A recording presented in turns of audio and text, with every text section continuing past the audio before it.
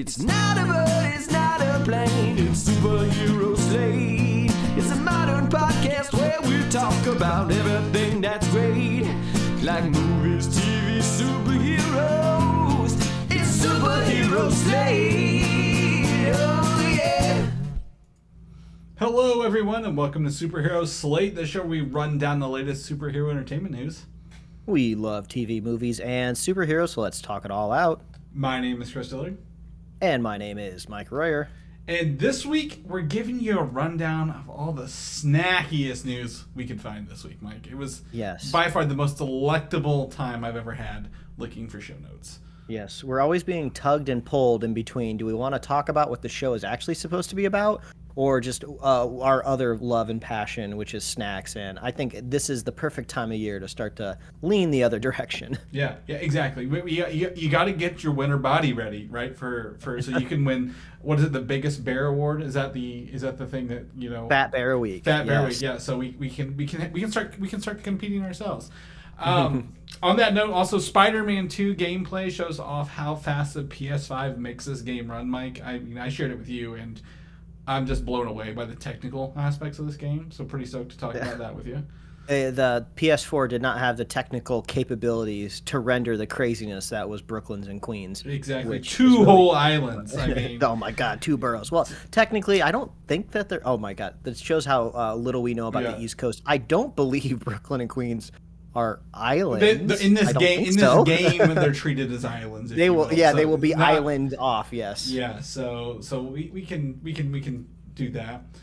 We also break down the Aquaman and the Lost teaser trailer because boy howdy did this land like a wet fish, if you will, this week. I actually forgot all about it until I was making the show notes. I'm like, oh yeah, this is happening, and there are I believe James Wan either did interviews or is doing interviews. I think he can talk about it, right, as a director. He's the only one that's allowed to, yeah. Yeah, so it's very much an interesting kind of thing for them. So we'll see how this is going, talk about the trailer and more. Yes, I want to applaud Chris here at the very top of the show. He has been a technical wizard in the last couple of weeks, where he's been kind of pulling in the normal videos that we've normally been making, or I should say he's been making. He's been running them through like cool like AI like tools and programs and like auto editing and cropping and swapping for vertical. So now we have these really awesome like vertical video snippets of our podcast with really cool captions on top of them, like baked into the video, that now we can share on social media. And not just that. Like I told him in a text message like weeks ago, I was like, the holy grail for me, Chris, would be some sort of system that could take our videos, make it vertical, slap on captions on there. And he basically got to it in like it took him like a couple of days. It was nothing for him. But now on top of that, for like the first time ever, we are live streaming this recording right now into YouTube right now. I found out that this was happening 5 minutes ago. Yeah, not even 5 minutes ago. It was less than that. So absolutely. Yeah, that's how Chris rolls. But it speaks to the creativity and ingenuity of Chris, but also just the way that we have built the show out over like 8 years, which is crazy. That we got it down to such a science that we don't really need to edit the show a whole lot. We really could just theoretically live stream like what we say into the microphone. I mean, barring any sort of like technical issues, or like sometimes my internet goes down and then we have to redo things, or I don't know, something crazy happens like on the other side of the wall, like I don't know, satellite drops from Earth. Or Mike doesn't have an air conditioner for like 2 months. Oh my God! And he's like been baking, and he finally gets it. Screw this. Screw your technological achievements. Forget the live streaming. My air conditioner's finally working. It's been 7 weeks. 2 of the weeks I was out of town, so that's been 5 straight podcasts in a row where my wife it was like a game to her where she would hear me wrapping up the podcast, and then she would like be counting down in her head like 5, 4, 3, 2. She'd hear the door swing open, then I'd go, oh God, because it would get so hot in here, and even just the hallway was still hot, but it was at least 10 degrees cooler than it was in this room. So I'm finally air conditioned. Of course, as like the summer kind of starts to peter out, and we're about to talk about the fall coming in, but at least now I can comfortably chat. I mean, I don't know, maybe people really liked my mental breakdown the last 5 podcasts. It's been fun. So to watch him slowly, like knowing in the back of his head, like as we get through these bullet points, like instead of counting more bullet points, we're counting down bullet points for Mike. Yes, let's get a little tape here on the mic.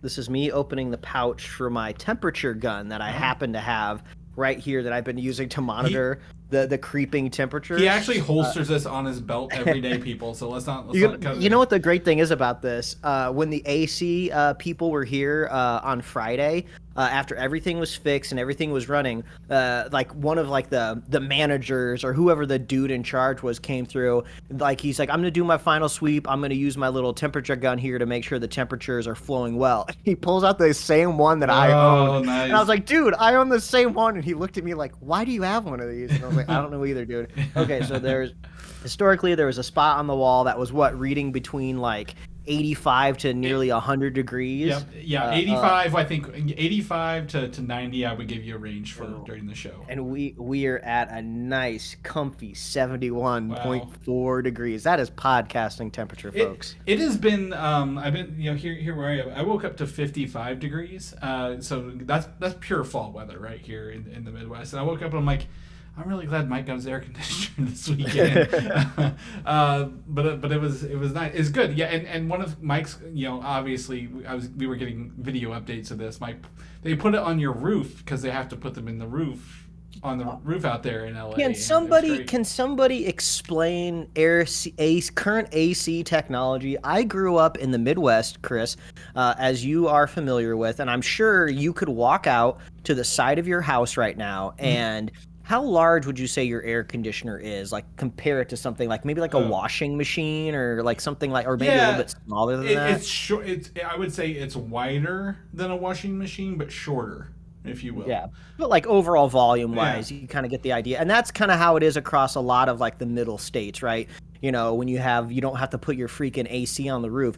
This thing that they brought over is gigantic. Like this thing could cool down a Walmart. I just wasn't expecting it to be so huge, but I wasn't upset about it. I was like, yeah, throw that thing up there. I want to turn this place into like an ice castle. I want Elsa to come up in here and be able to stay a weekend. Oh yeah, but I'm excited. That's great. I mean, I'm excited. That's a big win for Mike, guys. I'm just clapping my hands for you over here. But let's jump into this because we are live streaming. I don't think we have any viewers. I'm going to be honest right now, Mike. We'll do a viewer count, like how many views we got. Chris, none. To be fair, when most people live stream, they kind of do like a live stream like waiting room, right? Like the program will start soon. You literally hit live the second that we started recording, so of course nobody's here yet. Yeah, exactly. But if anything, this just helps get a video on YouTube way faster because you don't have to edit a bunch of stuff before it gets uploaded. Exactly. Well, and also I'm going to put up there because obviously people who listen to us, they know we are very adamant about our quality, right, of our audio. It's like we may fool everyone to think we're a high-rate, expensive podcast, but we are just two dudes with microphones across the country. But we're having a good time. But yeah, I'm going to do a viewer count. We have one view. It might be me. I'm sharing the link out as we talk, Mike, so hopefully they're listening, and we'll see some chats. But let's go on. You talk about what you did this weekend because you have been out and about on the town. Even though you got your air conditioner done, you didn't enjoy that for 1 second. You went out. I had this. We had this play that we were going to be going to this weekend, and I almost didn't want to go because I was like, I kind of just want to stay home and be like chill and chill. And I just got my copy of Tears of the Kingdom, so I started getting into that. But I was like, no, this is something I want to go to for a while. And it's a play called Peter Pan Goes Wrong. And if you're unfamiliar with this, like I was, there's this theater show called, just in general, The Play That Goes Wrong. And the whole impetus is you show up and it's supposed to be like you're trying to watch a play, but everything on stage starts to go wrong. And then there's there's gags happening everywhere. There's wacky antics. There's like parts of the set falling down. The actors trying to keep up with it, and it's all staged and it's all scripted. But I've seen clips of it on YouTube and social media over the last couple of years. I was like, man, one day I really want to see this. This is really funny. Well, they're out here in LA and they're doing a new play called Peter Pan Goes Wrong, and it is just like hilarious. So it's exactly how I described, Chris. Things going wrong on stage, there's like the laughs per minute are out of control. I would say it's probably closer to like laughs per second. There's always something happening. It's hilarious.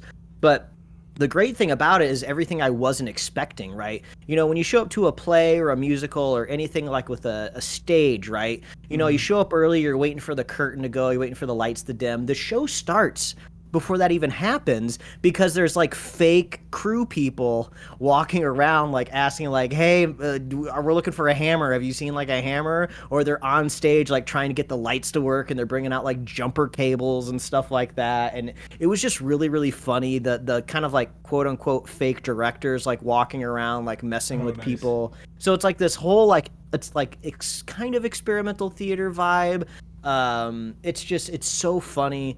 I don't know if it's going to be going on tour because it's ending its run here in Los Angeles soon, but Peter Pan Goes Wrong. Just like Google it, find their website or whatever. You got to see it. It's so funny. It's one of those things where like you're laughing so much that like once you get about like 35-40 minutes into it, you're just like, I got to take a break. Like I can't just keep my body cannot keep this intensity up. I like lost my voice a little bit at the end of last night after it. But yeah, Peter Pan Goes Wrong. Hilarious. And there's a spot in the show built for a narrator that also participates in the play a little bit. But since we're out here in LA, they rotate through some celebrities that do it. So I think Daniel Day Kim was there earlier. And then our showing had Neil Patrick Harris, which was awesome because there's a part in the play where like Tinkerbell like dies because she's electrocuted and they need to stall and entertain the crowd. So Neil Patrick Harris is just like, oh, I'm a professional. Did anyone want to see some magic? So it's just all great all around. It's hilarious. So if it comes to your town or anywhere close, it's totally worth the drive. So I just pulled it up. It played its final Broadway performance in July. It's in LA for 5 weeks, and today, September 17th, is literally its last day with no other day. Man. So you've literally sold a show that will never be seen again, probably. I mean, it's popular, successful. The stage is really, really cool. It's one of those kind of rotating ones with like different pieces hidden behind it. So yeah, just keep a lookout. I feel like it could come across the country. This is one of those situations where I wish they filmed more plays and put them out for streaming or rent. Like, hey, I would rent or pay to watch a play at home, right? Like kind of like how Hamilton came out during Disney. I would love to see more of that. I would love to experience that. We were talking literally with someone about Spider-Man Turn Off the Dark the other day, like in our group chat, and the play that killed people, literally. So I'm like, I've got a couple cam versions of this, but I would love to have seen a filmed version. But this is not the only play in the news this week, and we're not going to talk about the other one, Mike, that happened in Colorado, despite how funny it is. But this play has pirates, and you know what else has pirates? One Piece. What's that, Chris? One Piece. So I finished. I don't normally get to a lot of shows quicker than you do, Mike. You have a lot more binge time than I do some days, and I sat through about 3 episodes of One Piece to finish it off, 6, 7, and 8, and I'm so excited for this show, Mike. This is so Isn't fun. It wild? Isn't it so weird? It gets so much more fun. I don't. Have you? You're behind me, I believe, by 2 episodes. So you've been to the Barate. Is that what it's called? The restaurant, the floating restaurant. Yes. Mm-hmm. And you've met the man with the crucifix for a sword. Oh my God! I love him. when they introduce his character in that kind of like cutaway of like he's just battling some other pirate on a beach, he picks that sword up and freaking cuts the boat in half. Yeah. I was like, this is what they're doing. I mean, I was going to save this kind of like analysis for when we get to the last One Piece topic at the end of the show, but now like I'm into it, right? You can't stop me. No. Like you are going to be king of the One Piece, Mike. They have found this great balance, and I feel like maybe this was the key to adapting anime live action all along is you got to pick and choose your battles to what you display on screen as cartoony and what you display as like realistic and live action, because anime is such a, like, I don't want to say bizarre world because I don't want to make it like, I don't want to seem like disrespectful. It's exaggerated. It's an exaggerated world. Exactly. It's so rich and unique that like you just can't dull some of that stuff down or explain it in any way, right? I mean, like that man, he picked up his sword and cut a boat in half. Like there is no way like any human being or anything has any chance of beating a man that can do that, right? That's like the nuclear like option for his sword, right? But he can do it. But of course, like just in typical anime style, they're gonna come across him later down the line, you know, and somebody's gonna beat him in some like cool way. So it's just like, it's just an amazing light touch that they're like kind of like putting on like the meter of like, okay, let's get wacky, okay, let's bring it back down. Let's get wacky, okay, this is totally unbelievable and this would never happen, and bring it back down. Yeah, I would say their actions are exaggerated, right? Obviously you have a person who's rubber, right? Kind of a, you know, and stuff like that. Sword fights and all this other, you know, things. But like I guess the conflict feels real, right? Like the people in it are taking it seriously and it feels serious. So when it comes back in, like, oh, you feel the conflict between these people and like what they're fighting for and against, and then like, you know, the set pieces it kind of blow back up. But absolutely, that dude, his name's Hawkeye. I think they call him Mihawk. I think is his name in the show. They call him Hawkeye with his nickname. I was like, this is one of the characters I've been waiting for. I don't know anything about One Piece. I didn't know he existed, but once I met him, I'm like, he's got the golden eyes. He's got, you know, his crucifix sword with the curved tip on the end. He's you know, using it to split boats in half. I just had such a great time. And my wife joined me literally on the last episode, and I'm like, she's like, who's that? What's this? What's going on? I'm like, oh my gosh, you have to go back and watch this because none of this makes sense anymore. Like you're not gonna understand what's going on. She's like, why's that guy got pink hair, and why does the other one look like, you know, He-Man with his little bob haircut? I'm like, boy, let me tell you what. Yeah, I'll put it this way: like they're doing such a good job at the most entertaining points that you'll see a character wearing a hoodie that sports like a modern zipper. Like this looks like something I could go down and buy at Target. It should not exist in the One Piece universe. It doesn't really make a whole lot of sense, right? No. I suppose there could be like high-end zipper factories on this planet, but like you can tell like the costume department's just like, yeah, this just looks like something the characters would wear in the anime. Right. It's just like really, it's like, I don't know if like how exactly the lore of the world of One Piece is, you know, built. I don't know if it is kind of more of a modern society and I'm just used to kind of like a pirate setting being, you know, more tapered back in a timeline. Pirates of the Caribbean, right? Yeah. And then like some people are like, I swear, just like straight up wearing like t-shirts with modern stitching. I mean, like Zoro had like a black t-shirt in a couple episodes that just looked like it had a screen printed like V on it, but I'm like, I don't care. Yeah. This is fun. The actors are great. Right. And I do have to say, like, the actors were also great in Cowboy Bebop as well. Like that was the one thing that I really loved about Cowboy Bebop was the chemistry between all the people. But I think One Piece they're just really lucky that the universe is just so interesting and people want to see more of it in a different way. And literally you could throw anything at me and I'd be like, yep, that's One Piece. Like I'm like, yeah, I don't know any different. Like I think having no, you know, connection to it makes it better for me as well. But it's still a great show regardless. I'm sure obviously One Piece fans are digging this and really getting their, you know, getting something out of it, which kind of gives me hope, Mike, for Avatar: The Last Airbender when it comes to Netflix, right? Like I feel like they did this right. I'm like, there's opportunity for Avatar to be good now too. Oh man, because it's kind of a similar world, right? There's a lot of boats, a lot of ocean, a lot of going around different islands with different abilities. I'm like, there's a lot of parallels here, which I'm like, okay, if they do this right and they're, I know it's not the same people, but I'm like, you could probably, maybe the people at Netflix are like, you need to make it good, and you know, here's an example of it. So. We'll not. I just love it, and also for people who aren't watching One Piece, I would also say this kind of reminds me of, just to be honest, Mike, of how Marvel's doing it. Every 2 episodes is really an arc, right? Like every 2 episodes of One Piece is like one story. So there's like 4 good, like solid stories. Now that you can watch the individual episodes alone, but like you're going to end on one, and it's going to be a cliffhanger for the next one, kind of thing. So I think it's a really fun time. So yes, absolutely, still recommending One Piece. We'll talk about it more later in the show, but let's jump into Snack Time. And I put Snack Time in here, Mike, because Snack Time is the only time that we, like, this is like the week where every different flavor and variant and everything was in stores for once, like well stocked, because, you know, people are bringing in their Halloween candies. I'm like, we got to talk about this stuff.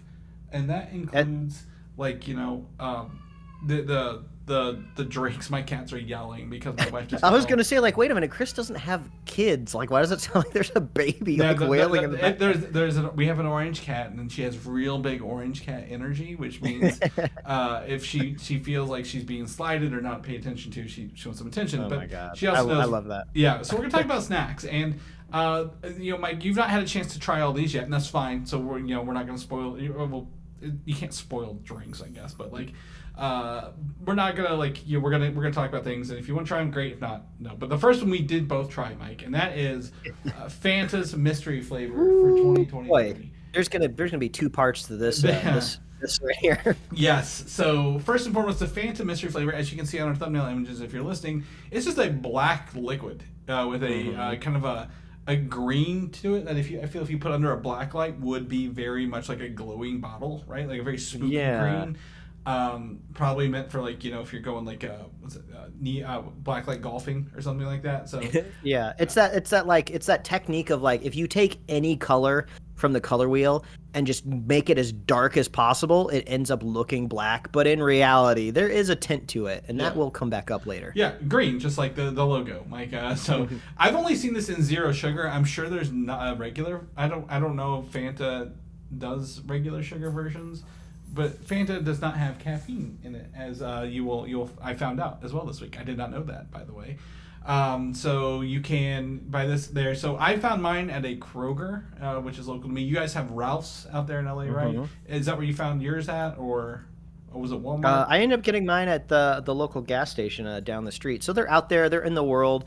Also, kind of cool, as everybody knows, me personally, I don't know if on the show, but, like, I love Coca-Cola freestyle machines, and these it's actually like a problem, Mike. We got to talk about this sometime. And, like, these are in the Coke freestyle machines, but, like, not just as, like, a little flavor option. It has, like, its own branding. It has its own button, like, up in the corner on the main screen, and, like, there's, like, this huge splash screen that it takes you to. It's, like, really, really cool, but it wouldn't let me get it early. Like, it was like DRM. It was like locked. My soda flavor was locked. Yeah, you can pre-install this button or flavor, or I guess maybe it's already in the cartridges, but you cannot have it. And I'm like, and I'd already had mine. I'm like, that's really weird. Like, I could just go buy it off a shelf, but Mike's gotta, you know, go bribe somebody on the freestyle machine. But I had it, and I would say this mystery flavor. This is just, you know, pure conjecture. We don't know what it is. Tastes very much like the candy Sweet Tarts, if it was in a liquid form.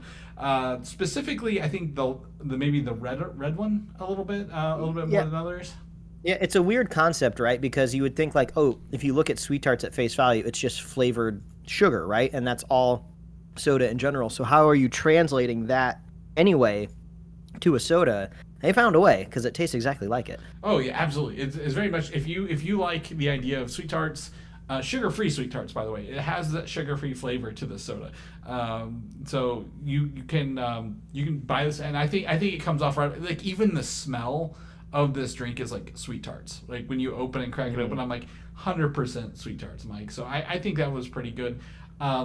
It's fine. I don't think this is something I'm going to hunt down or stock and store up on this year. It's not my Pitch Black. My Mountain Dew Pitch Black is like, you know, I put that on a pedestal, but it's okay.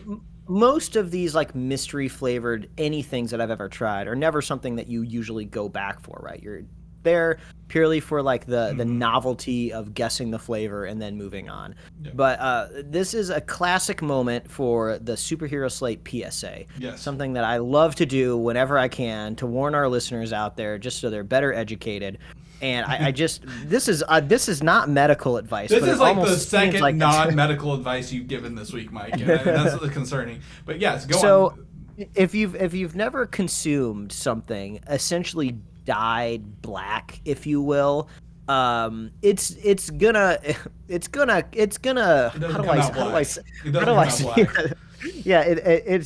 gonna do things on the inside, and then when you quote unquote see it again, colors are gonna change, right? I think we've all experienced that to some extent. Yeah.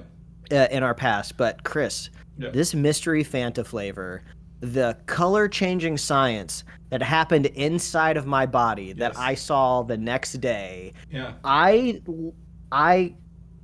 They don't make an emoji this color yet, Mike. So you created one for our podcast. I looked down, and for a brief moment, I thought I was dying. I'm not even kidding. I thought I need to go to the hospital right now. And then another neuron hit the loop in my brain. And I go, oh, wait a minute. Yeah. Something like this has happened to me before, not to this extreme level. Okay, let the next neuron come. I had the Fanta yesterday. Yes. That's what's going on here. So if you go out there and get this bad boy, just look out for the next 24, 48 hours. I don't want anyone to freak out. I don't want anyone to feel like that they're going to die. This was a great thing here because Mike came to me 2 days later. He's like, I meant to ask you something, and I'm like, oh no. Like, there's no, like, this was out of the blue, out of nowhere. And he was like, what color was it when you went to the bathroom the next day? I'm like, well, green, bright green, Mike. And that's when you were like, yep, that sounds right. So it's just it's so crazy. Like, I would never take a picture because I'm not that type, but I was so close to taking a picture. And I'm like, I feel like I want to show this, but I can't. So I let it go. Save it for when you get your iPhone 15 Pro Max and use that 48 megapixel. Oh my God, that zoom in. Use let those pixel biddings do their work. The Superfan Jim is commenting on our live stream, by the way, right now, and he says the Fanta went in Banner and came out Hulk. So oh my God, yes, it's very, very similar to that. Absolutely. So Mike has we talked about it. We confirmed it. We both had the same reaction across the country. Cannot believe our very first live stream comment was about this specific topic. The things that it could have been. Absolutely, I 100% like this is totally on brand for us. Oh my God, we got to let's move on to the next. Okay, so the next thing is obviously Mike was telling us about using AI for our show earlier. Well, Coke decided, hey, Superhero Slate's using AI. We got to use AI to create a Coke flavor called Y3000. And it comes in regular and zero Coke flavors in this bright, I would say not bright, but like a baby blue bottle kind of label to it. And I was able to get my hands on that this week. Mike, were you able to get your hands on the Coke? Yes, I was able to try this one. Yes. To me, it's got that dark berry Dr. flavor taste to it, like a little, like a very dark.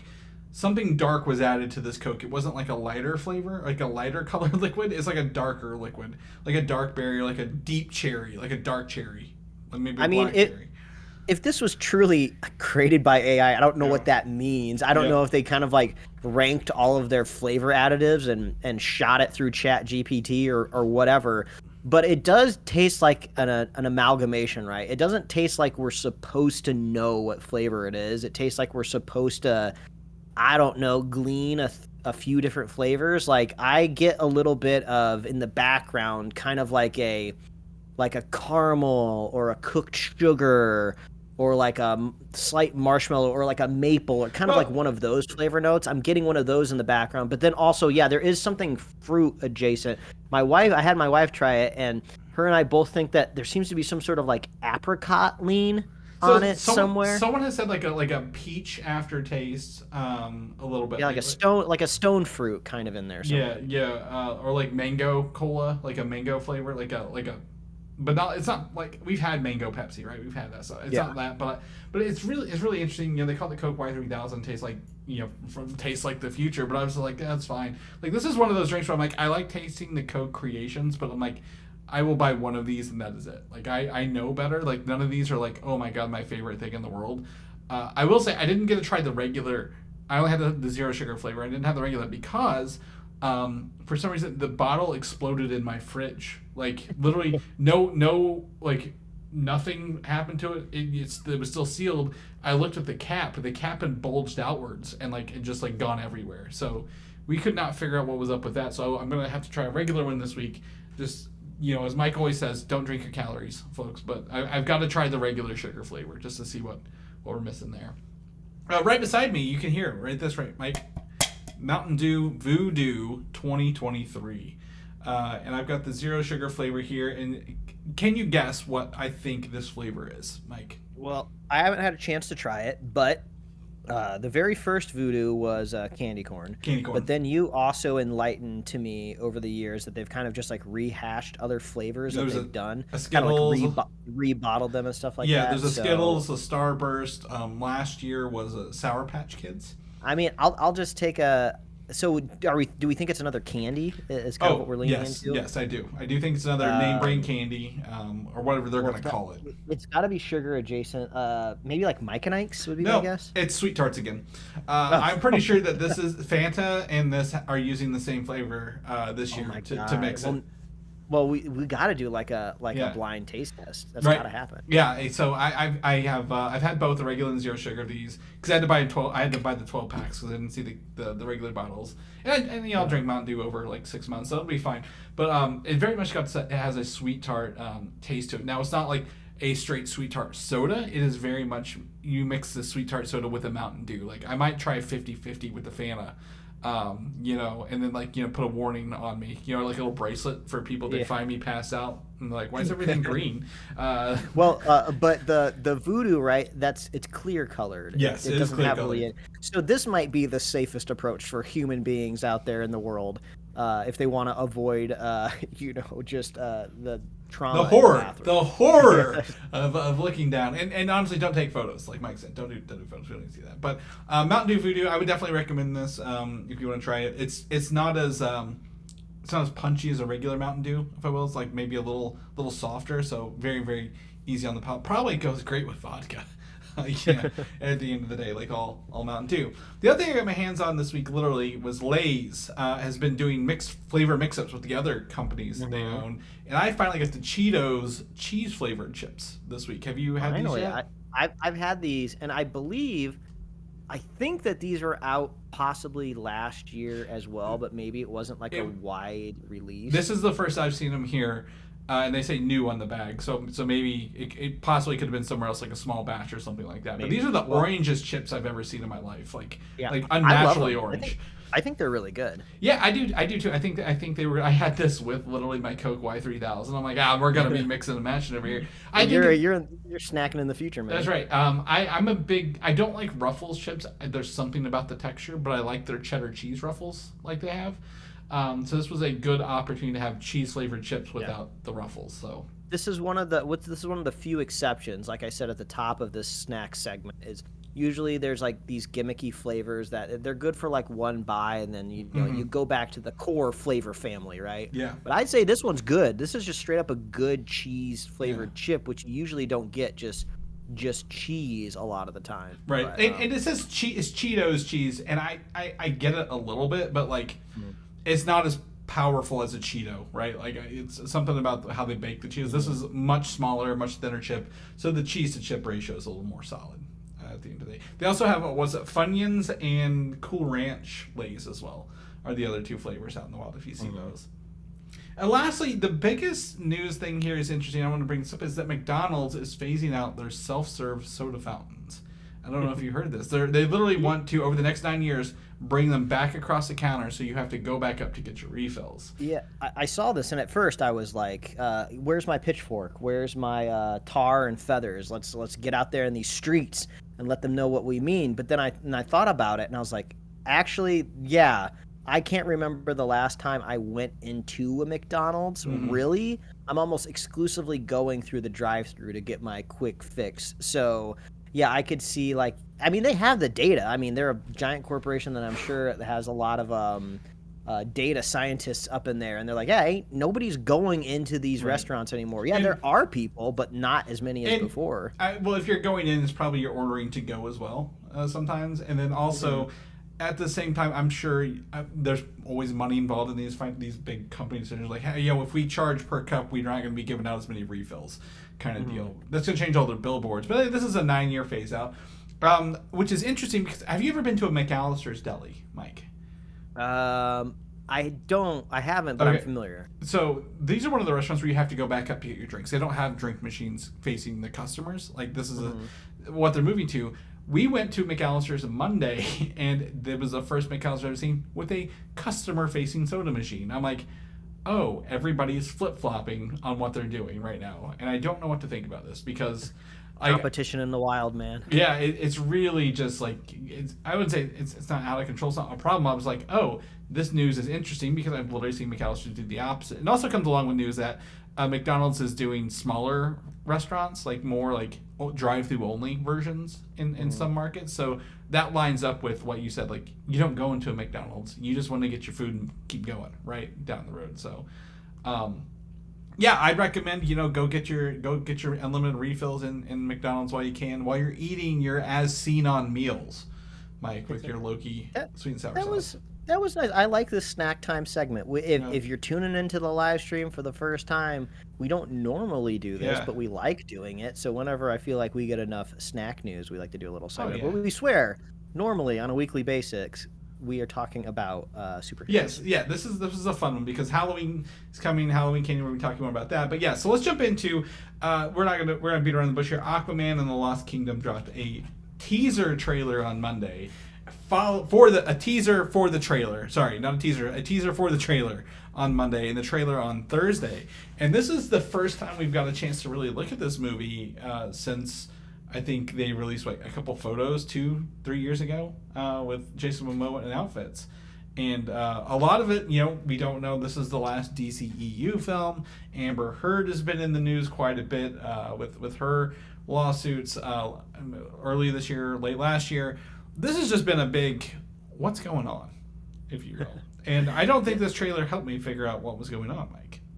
This trailer gave me live action Lion King vibes of like, is this really is this an animated feature? Should this be put in a different category? Mm-hmm. Like, I know Jason Momoa is there, but it doesn't really feel like he's in any of these scenes. He is there because he is Aquadaddy right now to his Aqua baby. Because of all the reporting I've done, I've never actually seen any news that he was going to have a kid in this movie. And I was like, really, whoa, kind of a shock. Which is really funny considering I would assume Mara/Amber Heard is the mother as far as we can tell from the one movie that we have.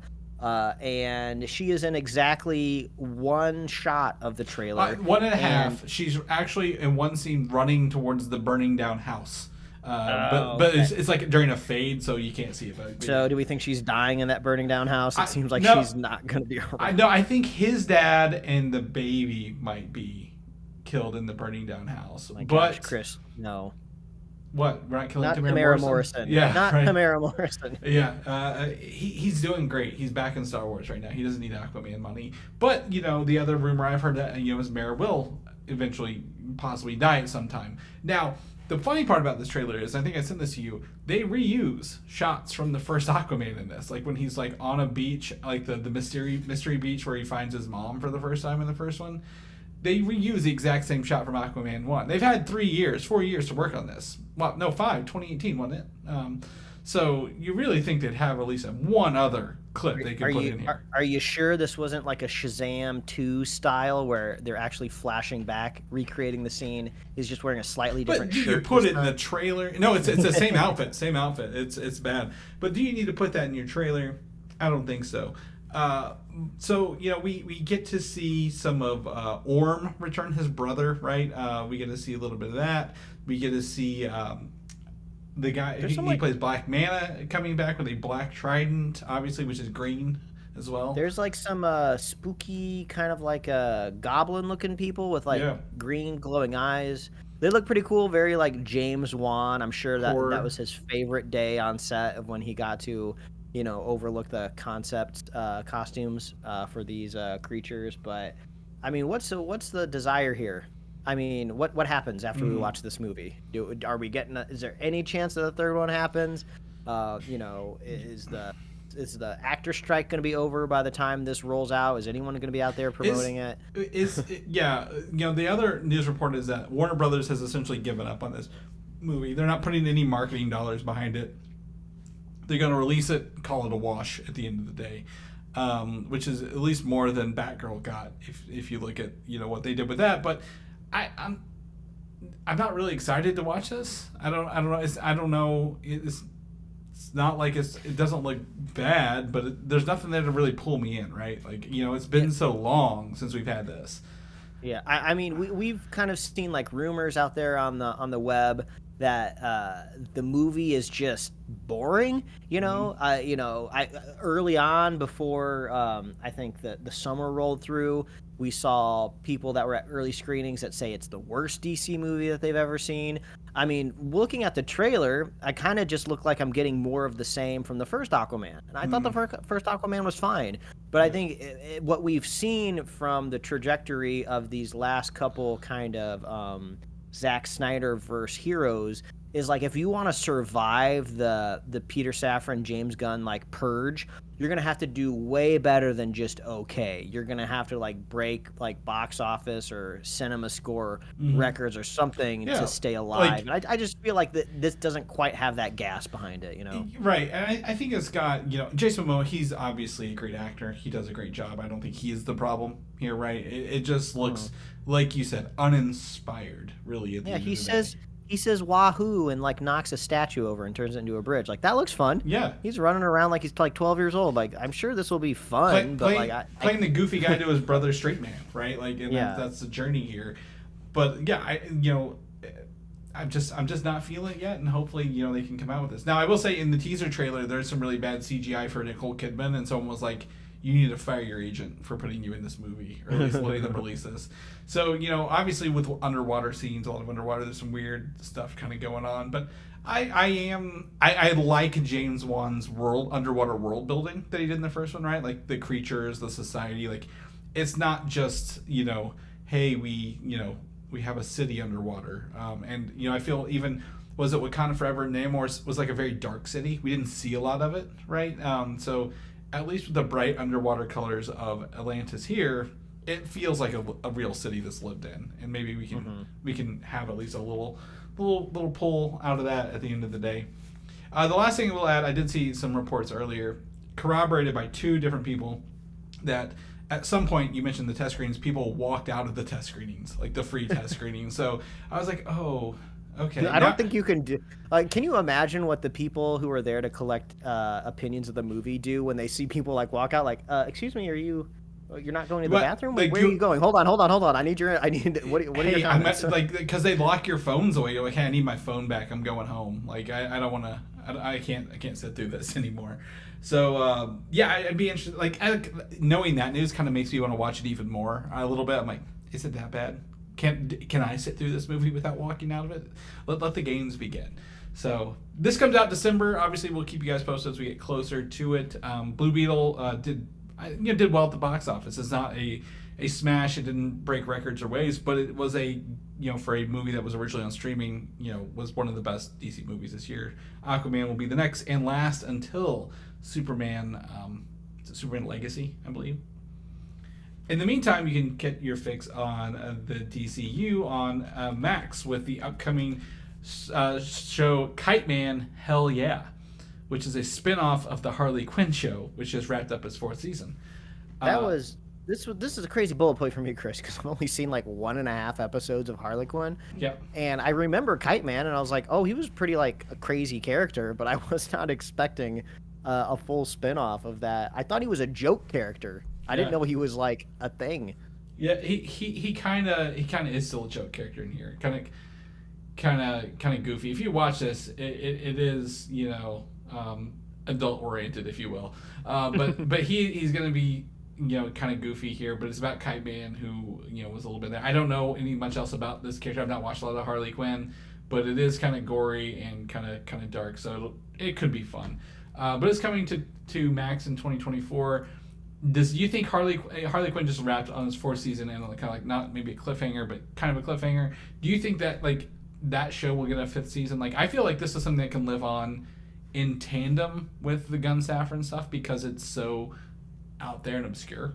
Maybe. Yeah, I think an audience is at least smart enough to realize that this is totally different. And I feel like the art, whatever kind of art style or animation style that they're gonna do with that. Not Doom Patrol. Demon Squad? What's it called? I don't even remember. I know what you're Monster Squad, whatever it's called. I know what you're talking about. I feel like that's going to be maybe slightly more refined Whereas I'm not saying, Harley Quinn is like bad animation, but it fits with the comedic style. With the zaniness of it, yeah. And I feel, what is that show called?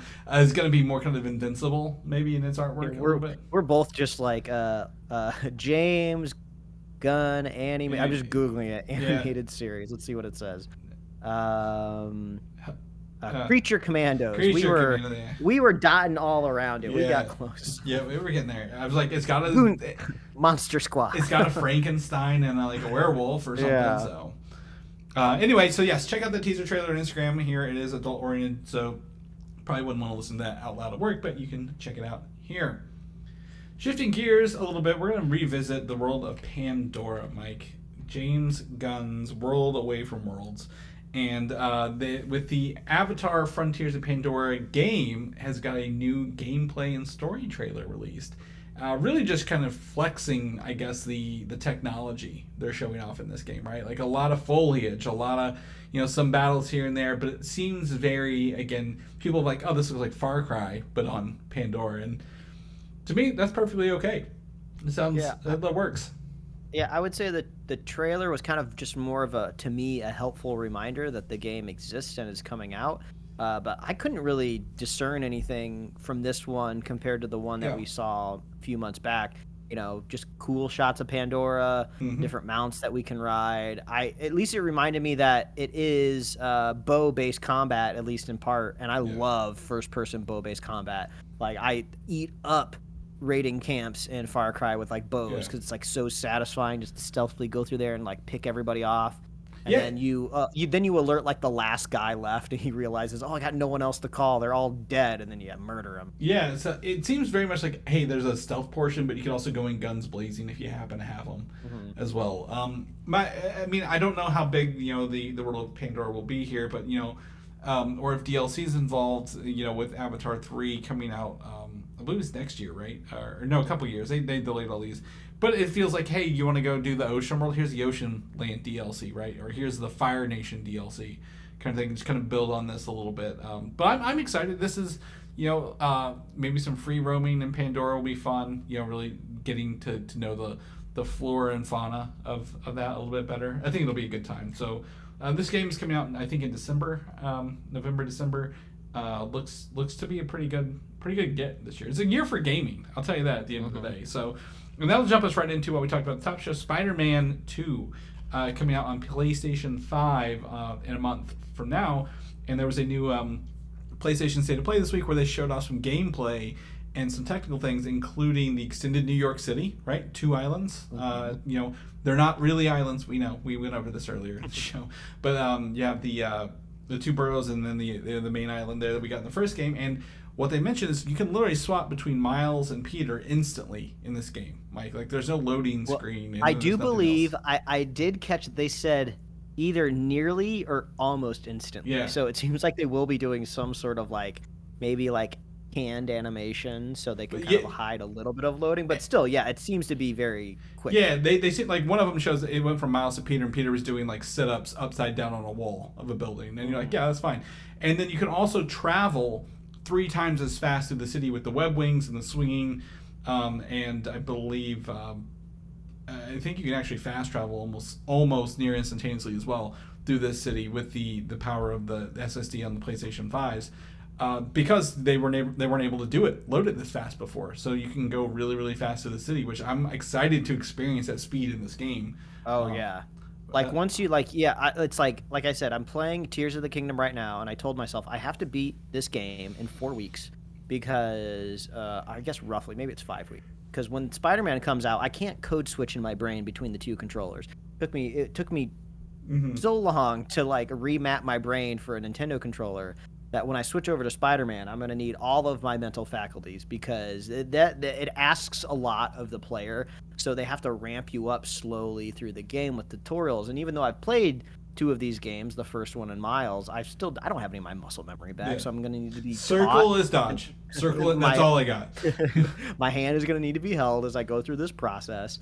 And I can't switch back to the Tears of the Kingdom while I'm doing that. That's insanity. So I'm looking forward to getting my my moves back, and then accelerating through those skyscrapers faster than ever before. Yeah. I was excited to see that they're saying Queens and Brooklyn are extensions of the game map, because in the previous trailer they weren't really clear exactly what brings you to these locations, right? Because they show Peter in the Venom suit in Queens, mucking up with some of the Kraven baddies. Yeah. But we've gone to other places in the Spider-Man games that aren't accessible with the map. Like when you go to the prison, right? You can't go back there whenever you want after that. It's during a story moment. So I thought, maybe that's going to be a story moment going to Queens. We won't be able to go back there. So it's really cool now that everything's opened up, and now we can like really kind of take advantage of like the bridges too, because the bridges of New York City are so iconic that I'm sure that there's going to be missions all up and around those bridges.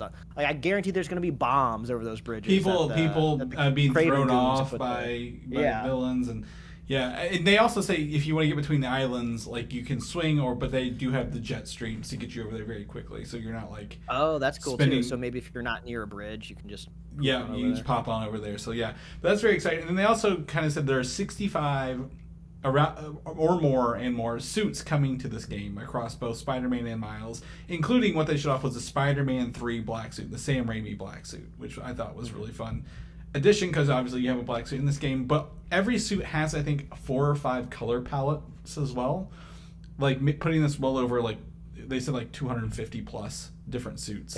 It seemed a little bit like kind of like Smash Brothers when you kind of change the color layout of your costume. I mean, I think I'm in the minority with the costumes, whereas like I like to pick suits that kind of exist canonically in some sort of story or something like that. Like they have like cool looking suits that are like super futuristic or technology based, or they had like this kind of like regal, like kind of medieval suit for Spider-Man. I'm like, these look cool, but I'm not gonna really equip those because I want to feel like I am Spider-Man. I don't want to feel like I'm some sort of weird alternate like action figure that's never existed before. Well, and what a lot, again, it's not for me either, but a lot of people do play with the photo mode in this game quite a bit, right? And they have done a really good job with the photo mode, the details in these suits. So I expect to see some fun images, but I'm not as much fun as that. Like you mentioned, the Bridgerton suit is what I was calling it. I guess I couldn't think of the Bridgerton suit for Spider-Man. I'm like, I don't really care for this too much, but it is in the comic books, so I'm glad they put it in there. But I'm excited to see the whole set as you unlock them. Yeah, and also too, if you put a lot of hours into this game and you beat it like 3 or 4 times, maybe you'll start dipping into those like 100th variation of a suit. So sometimes you're just like, what's it going to be like to be Goofy this time around? Look weird. So. We'll check that out. That comes out October 20th. So literally about 4 weeks away, like you said. And in that game, same vein, the studio that's doing Spider-Man is doing the Wolverine game for PlayStation. And the game is rumored to release winter 2024 on PlayStation 5, with a majority of the Spider-Man team now transitioning over to work on this to get it across that finish line. I'm excited for this. I want to see more game. I want to see gameplay. I want to see footage of it. Like, I love Wolverine, X-Men Origins Wolverine. Even though the movie sucked, the game was a Wolverine game before they tied it into the movie, and it's fantastic. So I'm really excited to have a good one again. I didn't think I would be bringing it up on the show today, but the wife and I have been rewatching Friday Night Lights, which is something that we do on occasion, binge through the whole series. And Tim Riggins, who also the same actor played John Carter. I can't remember the actor's name off the top of my head. Taylor Kitsch. Taylor Kitsch, that's right. As we all know, he was Gambit in a Wolverine Origin. And the season that we're currently watching, season 3, aired in 2009. And at the end of the season, he wakes up in his bed, and there's just a very obviously staged X-Men comic book placed like right by his alarm clock. The character is kind of infamously known for like probably never reading a word in his life. So the fact that he would even read a comic book or be nerdy in any way is far-fetched. But I was like, that's gotta be for a reason. And then I looked it up and I was like, oh yeah, this all happened in the same year when he did Wolverine Origins. So it was a fun little Easter egg. Yeah. And then also I found out today there was a regular Nintendo game for Wolverine. I did not know this until earlier today. I was like, the NES had one. So Wolverine coming to PlayStation 5 hopefully next year. I think that'll be another a good game to get. Like, I think, it'll be R-rated bloody. A little different than Spider-Man. You're not swinging around. Maybe he'll be more grounded and you'll have more wilderness focus. So we'll keep you guys posted. And over in the Spider-Man world, more bad news. People are losing sleep over this, Mike. Bad Bunny is no longer attached to the Spider-Man El Muerto project. All right. I never thought this was ever going to happen. Did you? Like, this is one of those things I'm like, yeah, I get why you're saying it. You're latching on to, like, Artist of the Year kind of thing and, like, running with it. But, like, I never once thought they would actually believe this is going to come out. I mean, these were all of these producers and executives were riding the financial box office high of Venom, and not a single one of them was like, do we think we should look at the critical reception of this movie and maybe not just the financial return before we, I don't know, launch this whole universe? My guess is they were like, hey, Spider-Man 3 No Way Home did $1 billion, right? In a pandemic. Venom 2's out, it probably made some money, but like if we say to our investors, right, to the board, we're making all these movies, they're gonna be super excited because Spider-Man made $1 billion during a pandemic. What can we do? What can we latch on to? And obviously, Bad Bunny, he's a great artist. He's got lots of music, lots of fans. Does makes his living that way. It was really good in Bullet Train. I don't know if you've seen Bullet Train. I don't remember if you had. He was really great in Bullet Train. But boy, was this movie just like, everyone's just like, why?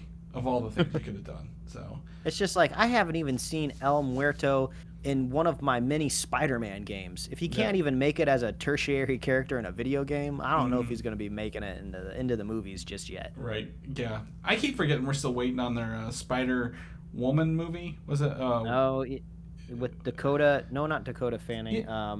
Yeah, Sydney Sweeney is in it, and Dakota, someone else, whoever was in those 50 Shades of Grey movie. I thought it was Dakota something. It's Dakota Johnson, I'm pretty sure. There it is, Johnson. Yeah, yes. I knew there was a Dakota in there somewhere. Yeah, and Adam Scott as Uncle Ben. Yeah. So, golly, we have got so many weird Spider-Man things on our plate coming up.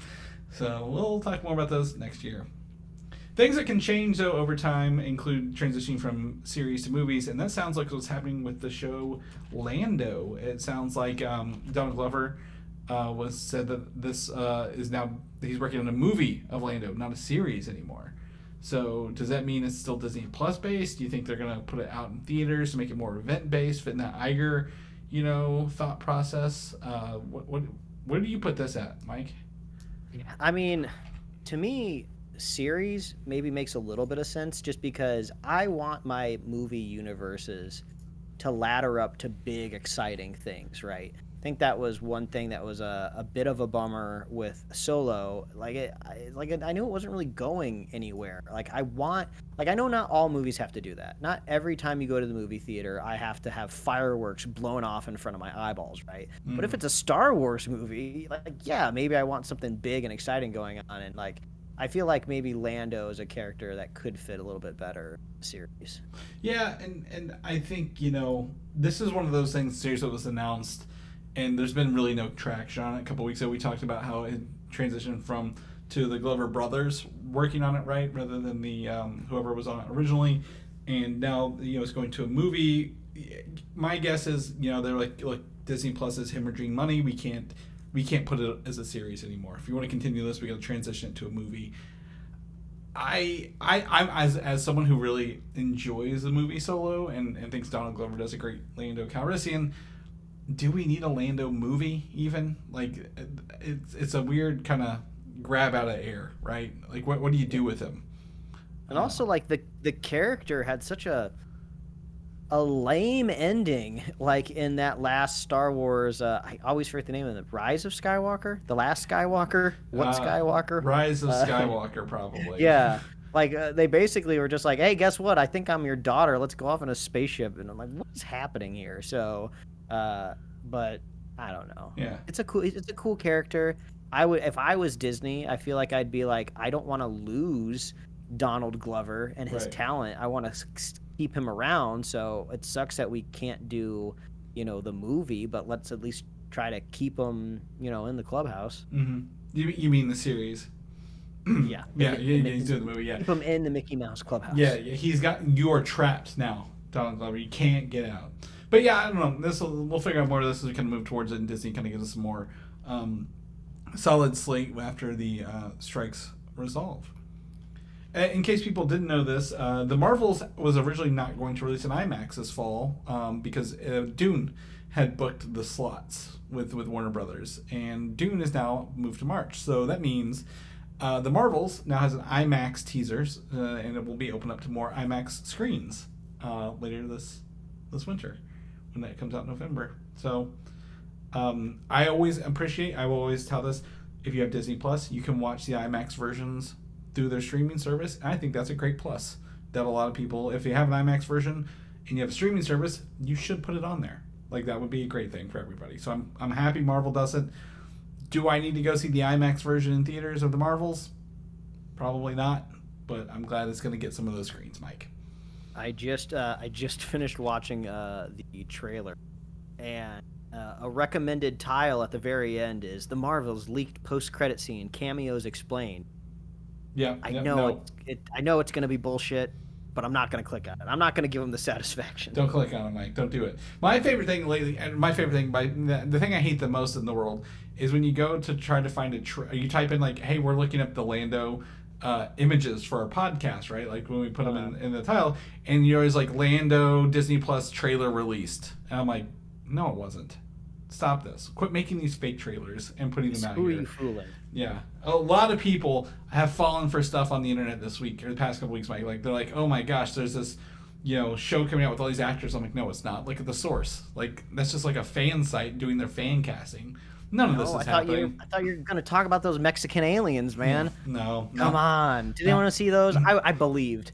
You believed? Like 5 minutes that it was. I was like, oh man, this could be real. This would be so cool. And I love the story of it. Like, I loved how they were like, we found these in like an old mine, and we think they're they're over like 1,000 years old. Like, oh, I never even thought about like we could discover aliens, but they're fossilized aliens. They've been here and they came and they didn't like it, and they never came back, and then it was all debunked. That's how Beast Wars happened. Weird thing. Oh my God, Chris. Total another tangent here. I forgot that movie existed. I forgot the Rise of the Beast movie came out this year, and I was like, oh wow, talk about most unsuccessful kind of relaunch of a property. If I forgot it even existed. Well, someone talked to me about Fast 10. I'm like, oh yeah, Fast 10 was this year, wasn't it, as well? I was like, there's been a lot of movies this year. Nothing stuck, but there's been a lot of movies coming out this year, for sure. But next year, I guess actually this year, you can revisit last year's movie or / show, Werewolf by Night on Disney Plus, with a colorized version coming out. So the director, I believe, I forget his name, he does all the music. He has gone back and they've recolorized Werewolf by Night entirely. As you may know, 99% of the movie is black and white, but they recolorized it with the vibrant colors to re-release it or just add a color version on Disney Plus. And it will also, I believe maybe the original one, maybe the colorized version, I don't know, will stream on Hulu through October 31st for the spooky season on Hulu. Yeah. There was like a little clip of it going around, and it does feel like it's colorized. It doesn't feel like, oh, we took colored film originally and turned it black and white. This feels like they're taking black and white film and like almost like applying some sort of like post process to it to make it colorized. It feels very odd, but it does feel like almost like an homage to more like kind of like vintage films when like they just started like manufacturing like colored film and stuff like that. So that's what at least makes it feel a little special in a way, right? It doesn't seem like, oh, everything's on strike and we need new content. Let's just start colorizing anything that's black and white. So at least it feels like there's a purpose to it to at least kind of fit into another like technique. And it feels like it's literally vibrancy boosted, right? As well, like it feels like you mentioned, it didn't just turn off the black and white filter. Like there is some punchiness to it that makes it feel like horror. It feels like you're at like a really old drive-in or something like that. But this gives me like this is a good marketing technique because we are coming up on the spooky season. And even though I really liked Werewolf by Night, I forgot it existed. Mm-hmm. And so this is a good technique to remind people out there that this exists. So I will watch it again. And another great a little boost for Disney Plus. You just choose which version you want on the movie. That's great. So I'm very excited to revisit that when they launch it, and we'll probably talk about it when it does. Also, if you were unable to visit Disneyland this summer and watch Rogers the Musical on September 15th, so last Friday, you can now listen to Rogers the Musical at home. And we've included a little teaser from Hollywood Records in here. So if you want to go get the soundtrack, you can listen to the soundtrack as well. Yeah, I never had a chance to go see it, which is a bummer, but I'm sure they didn't like burn all the sets or the costumes, so they must still exist. So I wonder if they'll just kind of like bring it back out, occasionally as like not like a marketing trick, but like a special occasion. Possibly bring it to. I wonder if they can bring it to Florida, because I know that they have some rules and restrictions of what. I don't know where they put it. Yeah, that's going to be the big thing, because they had it. I don't know where they put it. But they put it at the Hyperion Theater, which existed before that. It existed in California Adventure before the musical was ever created. Yeah. So they could put it theoretically anywhere, but it does not seem like this is gone forever. You know it seems what? Like it will come back at some point. Maybe they filmed it and put it out. So maybe they'll put it on Disney Plus for us. Clever. I would watch this on Disney Plus in a heartbeat. Yeah, give me some more Marvel content. We'll throw it in here. I'll put it in my MCU playlist right in between that Hawkeye episode it was on. I think. Yeah, where does the Rogers musical fall in the Marvel timeline? Yeah, the MCU timeline. I'm guessing right around Avengers. I would say it's technically, I guess, in between Hawkeye episode 1 and 2, isn't it? Where they watched it. Yeah, but I guess if the thematically of what is in the play. Yeah, well, then it would actually technically be in-game, because it's Scott Lang's telling of the events. I guess. Yeah, right? This is confusing. Yeah. You know what? We have Loki in a couple weeks. Mike. We'll just focus that. Lastly, as I mentioned at the top show, we're back to One Piece, because I can't stop thinking about One Piece, Mike. And becoming the king of the pirates. But season 2 has been confirmed by Netflix in a rare case of being, approved another season very quickly after the other one went off the air, or debuted, if you will. So I feel like this is like the first sign that maybe like this anime curse is broken, right? Mm-hmm. I mean, I guess Detective Pikachu technically was a Western mainstream anime adaptation, but not. That's of a video game. But kind of, but like it is also anime, but we still haven't seen a sequel yet, right? Yeah. So it seems like we're going to get a second season of One Piece before we'll get a sequel to Detective Pikachu. Right. I don't know, maybe it'll be like an arms race to see who will come out first. Oh, it's not Pokemon. They're not working on it, so you're good. Yeah, but it just seems like this is a really good sign, right? We all know Cowboy Bebop got canceled before I even finished watching the first season. I've never seen any other anime stuff get this kind of exposure. Like, this is really cool. And it's very interesting. Anime is everywhere. I'm waiting for them to do the live action My Hero Academia announcement, right? Because I feel like that's like ripe for the picking right now. And then what's the other one? Did they ever do a live action Naruto? Has that been a thing? Oh god. Well, the thing is, I feel like Japan itself has made like live action versions of. We don't count those. Yeah, like because it's not because we don't count them. It's like because they never make it to the States, right? Yeah, like, we're talking about we're talking about the cultural transition to like the more of the Western, live action audience, if you will. Like you brought up a good point in a text message a couple days ago, Chris. Like, we wish they could do something like this with Dragon Ball, right? Yeah. And I love the idea with literal Dragon Ball, though, because I feel like before you get to Dragon Ball Z and you're just in the Dragon Ball world, the Dragon Ball world itself, it feels more in line with something like One Piece, right? Where there's like goofy characters, wacky villains. The threat of like death is there, but once you get to like Dragon Ball Z and so on, like you're talking about entire planets exploding, universes, like other dimensions. Like, it's well, Dragon Ball and One Piece, they have that youthful innocence about them, right? Like the main character has that youthful innocence on their journey. Like, yes, I'm doing what I enjoy, and I'm here to help my friends. Literally, it's almost like the same when you lay it out like it's like the same kind of story, and that's great. And I would love to see it with Dragon Ball. Something I just thought of, Digimon getting a live action kind of thing would be interesting, right? When you were out Detective Pikachu and live action Pokemon, like Digimon never got a live action. Of course, that was another big thing here. Superfan Jim just brought up Demon Slayer. I don't know much about Demon Slayer, gonna be honest. I mean, that's the hot one, right? That's one of the hotter big one, animes out there right now. But I think we are onto something here. There needs to be kind of like this youthful exuberance, kind of cartoony, wacky element to adapting your source material, right? Because we've seen the adaptation of something more serious like Cowboy Bebop, like Dragon Ball, I guess. Yeah, and also Netflix did Death Note somewhat recently. It just seems like those themes don't quite translate as well to live action when you have to be totally serious about it. So I'm sure someday someone might figure it out, but if you want an easier go at it, like pick something wacky. Yeah, well, exactly, something that has interesting characters, an interesting world, and rules that are not normal, right? That you don't deal with every day. And that's where I think Dragon Ball, the original Dragon Ball before Z, lives in that. And I just I really hope, as I said in the top show, that this Netflix energy, this chance to do something well with this carries over to its Avatar live action show, and the fans get a really, really good Avatar show out of this, because I think they deserve it after waiting for so long and honestly not literally torching Hollywood to the ground for the movie that came out in the late 2000s.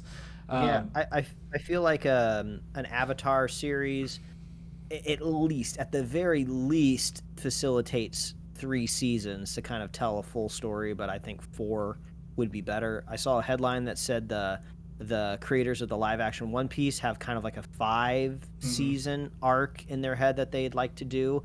But this goes back to the point that we've been talking about all summer. If these studios want to get back to work, they're going to have to end this strike. They're going to have to bring everybody back, pay everybody what they're worth, because you have this huge hit on your hands, right? This One Piece could be their next Stranger Things, which is about to end. They're going to need a huge smash hit. And if you're not getting people back to work, if you're not making the next season, like is the energy for One Piece season 2 going to be there if we have to wait 2 years until we see it, right? It'd be better if it was 2024 we get the next season. You can't really do those big gaps until your show is already insanely popular. Like Stranger Things can get away with like 2.5 years before the next season, but like we just got One Piece started.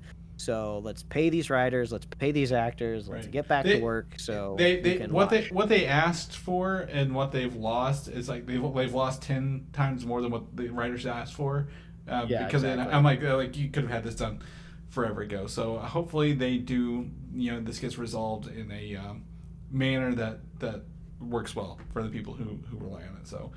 But other than that, Mike, this has been a good show. It's a little later for us, so I'm going to go and get this edited. But if you've joined us on YouTube, such as Jim and anyone else who's out there watching, I think we've had 2, maybe 3 watchers. Oh, we had 4 watchers at one point. So thank you for joining us. Not too bad for a totally unannounced live stream experiment. Just to test it and see how it works. So it was a good time. Thanks everybody, and what we'll do, Mike, if people know more about what you're doing, what you're up to, where can they find you at, man? Well, they can find me at Mike Royer Design on Instagram, Twitter, and TikTok.